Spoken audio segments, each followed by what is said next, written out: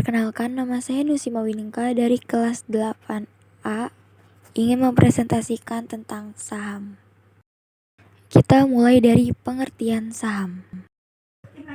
Pengertian saham secara sederhana adalah suatu alat bukti atas kepemilikan dari sebuah perusahaan. Bisa juga diartikan sebagai pembukuan dalam komponen finansial yang berfokus pada bagian bentuk kepemilikan suatu perusahaan. Kita lanjut ke jenis-jenis saham. Saham bisa dibedakan menjadi dua jenis utama, yaitu ada saham biasa. Saham biasa adalah suatu saham yang bisa diklaim berdasarkan dari keuntungan dan kerugian yang ada pada suatu perusahaan. Artinya, saat perusahaan yang didanainya tersebut dinyatakan bangkrut, maka nilai kerugian yang ditanggung oleh para pemegang saham sebesar nilai modal yang sudah disetorkannya. Yang kedua, ada saham preferen, yaitu suatu saham yang mana nilai pembagian labanya tergolong tetap. Dan saat perusahaan menderita kerugian, maka para pemegang saham preferen tersebut akan diberikan prioritas utama dalam hal pembagian hasil penjualan aset perusahaan itu sendiri. Lanjut ke manfaat saham. Saham bisa dimanfaatkan sebagai salah satu instrumen investasi jangka panjang atau jangka pendek.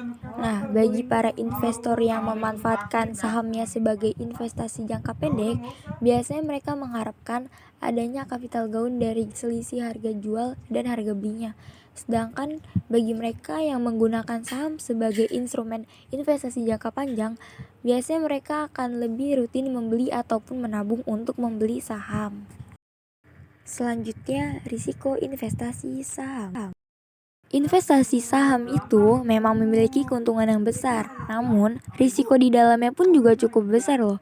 Berikut ini adalah beberapa risiko yang harus siap Anda hadapi jika melakukan investasi saham. Yaitu ada 1. Risiko likuidasi. Risiko ini bisa terjadi ketika emiten tersebut bangkrut.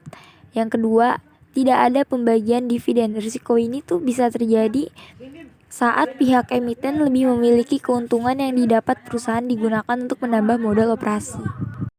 Yang ketiga, ada investor kehilangan modal. Risiko ini juga bisa saja terjadi saat harga beli saham ternyata lebih besar daripada harga jualnya, sehingga para pemilik saham akan kehilangan nilai modalnya.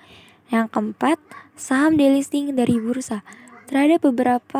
Terdapat beberapa alasan yang membuat suatu saham dihapus dari catatan bursa, hingga saham tersebut sudah tidak bisa diperjualbelikan lagi.